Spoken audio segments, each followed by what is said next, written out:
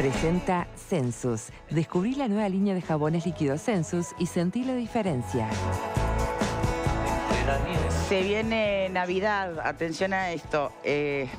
Vivilo en Vía Confort, el mejor préstamo. Mira, porque además tu préstamo en Vía Confort ya viene con regalo incluido de Navidad. Podés pedir 20.000 pesos en 12 cuotas y te llevas un set de cartera más billetera línea premium.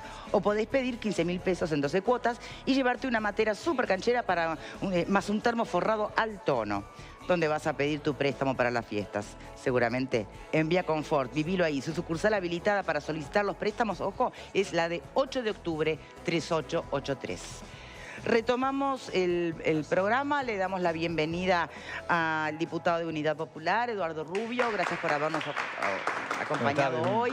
Por supuesto vamos a estar tratando de introducirnos un poco en el espíritu de contrario a la cumbre, las razones y demás, pero todavía estábamos en la periferia, en lo que ha sido el ruido que generó la contramarcha del viernes, ¿no? Y dejaba planteado, bueno, porque nos deja a todos justamente planteado cómo sería un nuevo gobierno del Frente Amplio cuando en lo que tiene que ver con el abordaje de la delincuencia y de la violencia, ¿no? Porque en algunos casos parece que se puede actuar, en otros casos parece que no pareciera haber digamos, un protocolo lógico de sentido común. Entonces, sé que Ligia había quedado pendiente de hacernos un comentario. Permítame agregar otro dato. Tal vez el tema de las capuchas, el encapuchado, ¿no se puede plantear que no puede haber encapuchados? No sé, si vas encapuchado ya estás dando una señal, ¿no? Por lo menos de que no querés que te reconozcan, se hace con una macana. No sé, ¿será mucho? ¿Será muy fascista plantearlo? No lo sé. ¿Ligia? No, simplemente agregar lo siguiente. Digamos, estamos hablando de esta actividad que hubo, de esta marcha que hubo el viernes. Y yo quiero comentar lo siguiente también. En la actividad que nosotros hicimos el jueves, no había un medio de prensa nacional. Digo, es llamativo, ¿no? Que cuando se hace una concentración, que se difunde, digamos que sabemos quiénes las organizan, quién está involucrado, qué partido también político que tiene representación parlamentaria está involucrado en una actividad como esta, no hubo ni un medio de prensa nacional que cubriera esta actividad. Simplemente yo vi un informe en Hispan TV y nada más. O sea que también es llamativo esto, ¿no? Pero esta marcha estuvo cubierta por la prensa. ¿Y por qué no sucedió lo mismo? ¿Por qué no fueron las cámaras a cubrir la actividad que se hizo el jueves en la Plaza Libertad? Es una pregunta que dejo. Capaz que alguien tiene la respuesta. No sé. A ver, panelistas. No sé. Atractiva la marcha del jueves, lo primero que te digo. Poca convocatoria. Si no hubieran ido, es decir, no debe ser noticia para los medios, evidentemente. Y además se prevé que este tipo de marchas siempre tienen ese tipo de problema, ¿no? Si van los muchachos encapuchados siempre se arma lío y eso es noticia. Bien, ¿alguien más? Si no, me gustaría pasar directamente a agradecerle a nuestro simplemente invitado. me gustaría, es una afirmación muy breve. Tan raro es todo esto, tan rara es la inacción policial y la supuesta orden de no actuar, tan raro es que alguna explicación debe tener. Bueno, cada vez estamos haciendo elucubraciones menos comprensibles. Entre Ligia y Graciano. ¿Qué estamos queriendo? ¿Gregrino o Gregoria? Pero es lo que piensa. ¿Cómo venir encapuchado? Porque yo parto de la base que todas las acciones humanas y sobre todo las acciones que emanan del poder son acciones racionales. Responden a un razonamiento que se hace sobre beneficios, sobre pérdidas, sobre costos, sobre un montón de situaciones que a mí me pueden escapar. Entonces, tan raro es que alguna explicación debe tener. No es algo que se le ocurrió a un mando medio que estaba allí. No, fue fruto de una deliberación larga, pausada, donde muchas cosas se pusieron arriba de la mesa. Entonces, a lo que quiero ir es que, más importante que afirmar lo que todos vimos, que es la inacción policial, es preguntarse y buscar alguna respuesta sobre la razón última de la orden de la inacción policial, sobre la acción última de la orden de entregar el centro de Montevideo a una banda de fascinerosos. Comenzamos con esa pregunta. ¿Saben lo que pasa también? Es importante tenerlo claro. Acá, el policía que estaba en la marcha tuvo que llamar al comisario de la seccional para notificarle de los incidentes. El comisario de la seccional tuvo que llamar al jefe de la zona... al jefe de la zona para notificarle de los incidentes. El jefe de zona tiene que llamar al jefe de policía para notificarle de los incidentes. Y el jefe de policía de Montevideo tiene que llamar al ministro del Interior para notificarle de los incidentes. Allí se tiene que bajar una orden, donde uno no te atiende al teléfono. Pero perdóname, en Artigas se fue bastante más expeditivo. Estaba el ministro presente. Pero además están las cámaras. Bueno, ¿Para qué están las cámaras? ¿Y alguien está esperando de verdad alguna respuesta del Ministerio del Interior? Digo, porque últimamente ha dado respuestas que son peores que las Bueno, alguna respuesta preguntas, tiene ¿no? que ver, que nos satisfaga o no, eso es otra cosa. Tú hablabas de la posibilidad de un cuarto gobierno del Frente Amplio y de la seguridad. Yo creo que por primera vez hay gente que se está desmarcando en serio del ministro del Interior. Hoy la escuchaba, por ejemplo, a Mónica Xavier hablando de que tendría que haberse hecho a un lado hace un tiempo. Me parece que empiezan a aparecer señales. Bueno, sin embargo, en la reunión de las bases del domingo en el Frente Amplio, con respecto a la seguridad, lo único que se planteó fue lo que planteaba pero Fabiana Goyeneche de eliminar los antecedentes de los todos sabemos adolescentes que hay cosas infractores. diferentes, ¿no?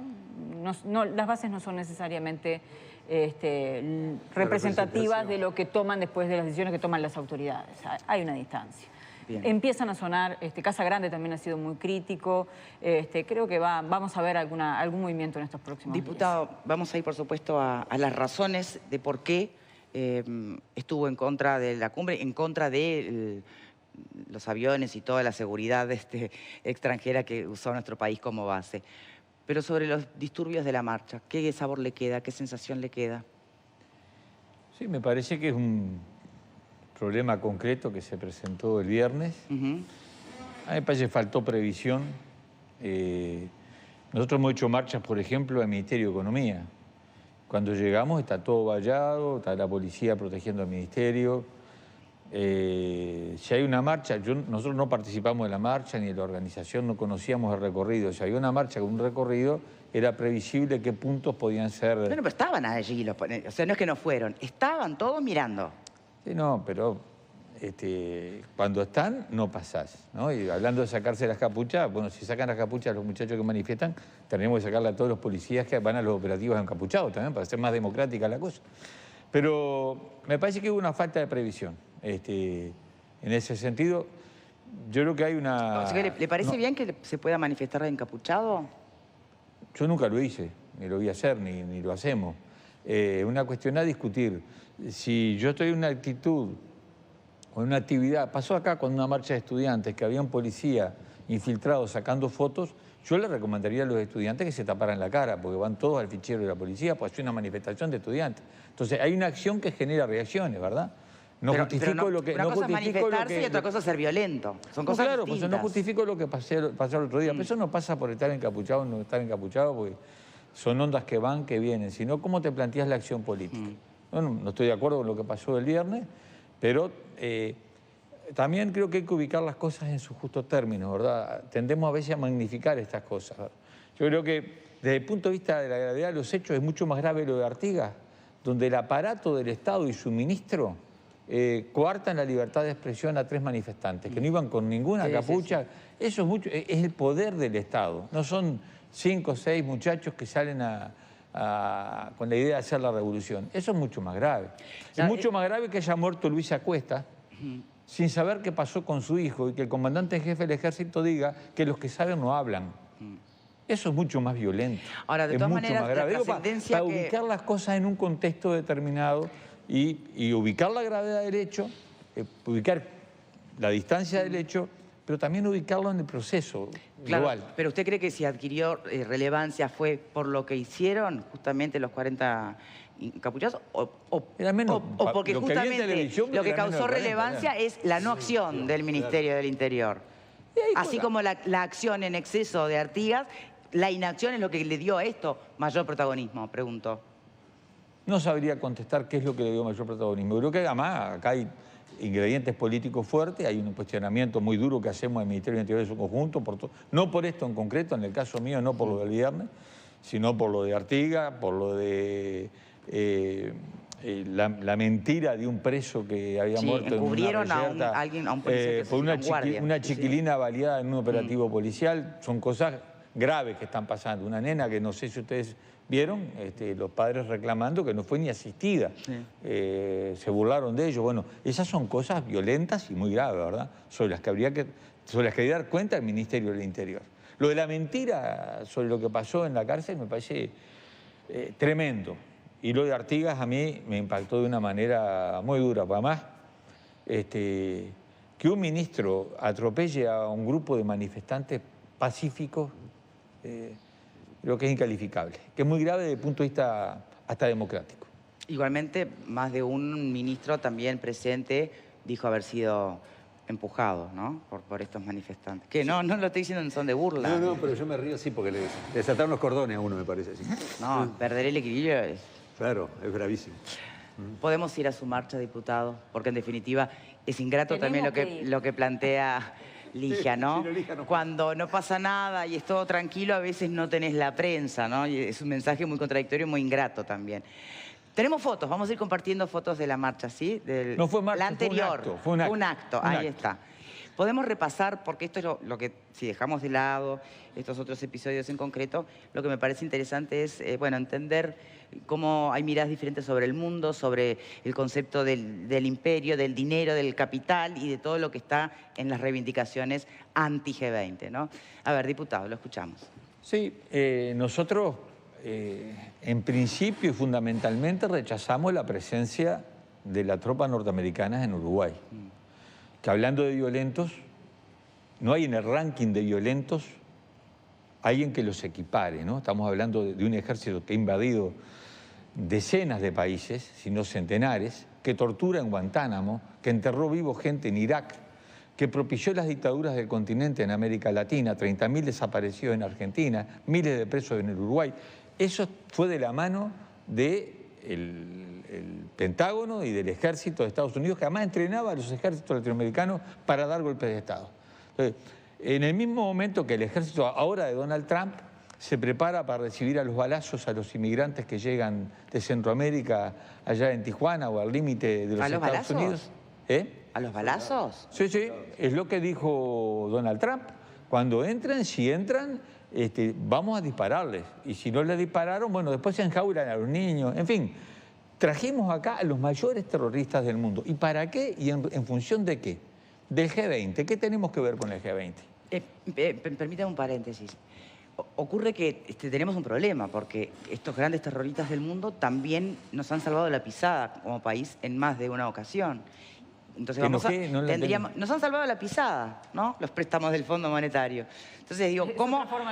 Bueno, lo que sea, pero digo, seamos coherentes. ¿Cómo nos vamos a parar frente a Estados Unidos y al poder? Bueno, sinceramente yo no siento que nunca nos haya salvado la pisada de Estados Unidos, mucho menos con los préstamos. Miremos la deuda que tenemos. En la corta, digo, obviamente que todo esto tiene... Sí, pero sí, es como el prestamista que agarra a los jugadores a la salida del casino, los deja seguir jugando, pero después le arranca la vida. No, yo no quiero esa relación. O sea, no quiero aislarme del mundo, venderle a Estados Unidos todo lo que pueda, pero en condiciones de igualdad, no de dependencia. No que a cambio de eso tenga que aceptar que venga acá una parte de su ejército. ¿Hacer qué? La seguridad de Donald Trump, si el G20 era en Argentina, si tenía una tropa inmensa en Argentina, más el ejército argentino, más la policía argentina, la verdad es como un favor a cambio capaz que de esas salvadas de pisada. Nosotros no lo entendimos, lo argumentamos en Cámara, pensamos que es una resignación de soberanía y no lo decimos con respeto al ejército norteamericano, cualquier ejército que nos hubiera pedido para estar acá. Tenemos que ver siempre quiénes vienen, por qué vienen, qué historia tienen, qué relación tienen con nosotros. Y yo digo que la relación con América Latina, de Estados Unidos y de su ejército es realmente muy mala, dolorosa para nuestros pueblos. La contamos en miles de asesinados, de desaparecidos, de torturados, de golpes de Estado y de saqueo. Por tanto, rechazamos convencidamente, por artiguistas, por antiimperialistas y por demócratas, la presencia de un ejército absolutamente terrorista. Esa fue nuestra fundamentación del voto en Cámara, que tiene que ver con nuestro rechazo al G20. Terminó el G20. El documento, una risa. O sea, una larga lista de no defino nada. Calentamiento global, cambio climático, nada. Donald Trump se va del Acuerdo de París, Bolsonaro va a ir atrás de él. Bueno, se van a preocupar de la equidad de género. Grandioso. Me emocioné con eso, la verdad que cuando lo leí me emocionó. Sobre todo por el príncipe saudí, el que mata periodistas en Estambul.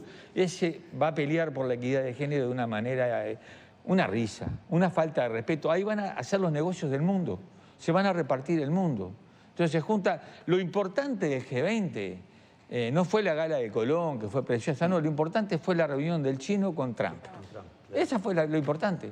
Lo demás... Bueno, ojo que hay reuniones de los chinos con Uruguay que nos están beneficiando bastante por estas horas, ¿eh? Sí, pero no es la reunión de los chinos con Trump, ni fueron el eje del G20. No, está claro, pero digamos... Estamos hablando del G20. Claro, pero estamos hablando siempre de superpotencias. O China no es una superpotencia. Sí, señora, Y bueno, sí, cómo no. es amiga nuestra ahora.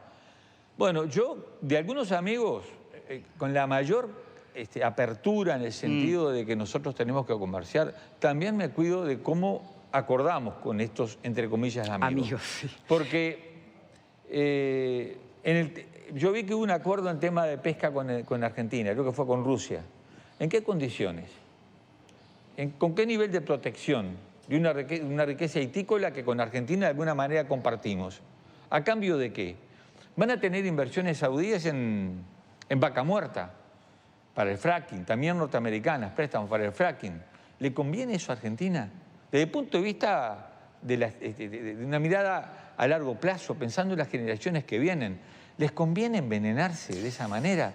Eso es ventajoso para Argentina. Eso es para mañana. Le saca el apuro a Macri de que le llega plata. ¿Y después? Bien. Son todos planteos interesantes porque suponen además análisis muy a fondo, ¿no? Y sacarse caretas y máscaras y ser muy honestos. Ahora, si me permite, con respecto a la instalación de las fuerzas militares americanas en nuestro país. ¿Vos estuviste cubriendo ese tema, Miguel? Ayer estuve. Ayer estuve en el aeropuerto internacional de Carrasco. ¿Cómo se veía eso? ¿Cómo se siente eso? Bueno, yo el primer mensaje que me traje fue que la Fuerza Aérea Uruguaya aseguró que en ningún momento Estados Unidos violó la soberanía del país, porque entre otras cosas un militar uruguayo acompañó en todo momento a las tropas estadounidenses para corroborar de que eso no existiera. Bueno, faltaría más, ¿no? No, claro. En segundo plano analizo esto. Lo que a mí me dijeron de las fuerzas estadounidenses es que lo único que pidieron fue para que los aviones estacionaran en nuestro territorio. Y después lo otro que me llevé ayer del aeropuerto es que Estados Unidos compró al Aeropuerto Internacional de Carrasco $2 millones en combustible. $2 millones en combustible. Gastó otros $2 millones en comida y hotelería. ¿Sí? O sea que nos dejaron $4 millones de dólares. Esa es la plata. La cumbre de G20 nos dejó $4 a Uruguay le dejó. Sí, y no solamente eso. Hay un soldado uruguayo, un militar uruguayo, que sufrió un accidente de tránsito y perdió un miembro inferior, perdió una pierna en un siniestro de tránsito. Y la Fuerza Aérea de Estados Unidos le posibilitó una prótesis. Y gracias a esa prótesis, el militar uruguayo puede cumplir con sus funciones sin ningún tipo de inconveniente. Yo entiendo las razones del diputado y en alguna medida, puedo estar de acuerdo con lo que él dice. Porque yo creo que no se trata, vos tenés toda la razón, yo estoy equivocado, o vos estás equivocado y yo tengo toda la razón. Yo creo que hay que poner todo en la balanza y analizar en definitiva todas las cuestiones. Y cuando digo todas las cuestiones, lo mejor que le conviene al país. Y eso es real. $4 millones de dólares dejó Estados Unidos. Yo sé que hoy es lunes y estamos con el diario del lunes. Pero no pasó nada. Tal vez no se generó demasiado temor y hoy miramos para atrás y bueno, no fue tan grave o no pasa por allí. ¿Temor en relación a qué? En el que vengan, poco menos que una base militar americana en nuestro país. No, yo lo primero, leí el titular hoy en un medio de prensa de que habían gastado $4 millones de dólares y eso era una buena noticia. Enterremos Artigas, ¿no? Aquello de no venderé al rico patrimonio de los orientales al bajo precio de necesidad, olvidemos, no lo digamos nunca más. Porque si vamos a medir nuestra soberanía o nuestra decisión de política internacional con respecto a una cuenta de cuánto me dejó, no pasa por ahí. Gastaron $4 millones de dólares, dicen ellos, ¿no? Habría que ver después la cuenta, pero si hubieran gastado 8, yo digo, ¿le sirve al Uruguay? Porque no lo digo con palabras mías, yo voy a repetir lo que dijo el general Víctor Licandro, que mucho más que yo sabía de esto, en cuanto a política de defensa. Cuando vino Bush al Uruguay, invitado por el doctor Vázquez, y estuvo 2 días acá, también vino con un contingente militar. Acá no eran solo los aviones, eran 400 o 450 efectivos, dicen militares y civiles. Esos civiles que vienen son militares, son encubiertos, ¿verdad? Sí. No viene ningún oficinista. Y el general Di Castro decía que en ese momento de la presencia, en la medida que Estados Unidos es el país que más enemigos tiene en el mundo, por su actitud belicista, en ese momento fuimos, durante ese rato, ese tiempo, fuimos objetivo militar de los enemigos de Estados Unidos.